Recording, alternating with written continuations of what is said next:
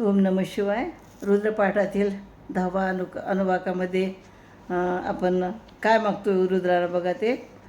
हे रुद्रदेवा, तुमच्या कृपेने मला धेनुगर्भ वासरे, 1.5 वर्षाची खोंड, 1.5 वर्षाची कालवड, 2 वर्षाचा खोंड, 2 वर्षाची कालवड, 2.5 वर्षाचा खोंड, 2.5 वर्षाची कालवड, 3 वर्षाचा खोंड, 3 वर्षाची कालवड, 3.5 वर्षाचा खोंड, 3.5 वर्षाची कालवड, 4 वर्षाचा खोड, 4 वर्षाची कालवड, वळू, वांज गाय, म्हातारा बैल, गर्भघातक गाय, गाडी ओढणारा बैल, व्यालेली गाय, आयुष्य, प्राणवायू, आपानवायू, व्यानवायू, नेत्र सामर्थ्य, श्रवण सामर्थ्य, मनाचे सामर्थ्य, वाणीचे सामर्थ्य, आत्मसामर्थ्य आणि यज्ञ सामर्थ्य, या साऱ्या गोष्टीची प्राप्ती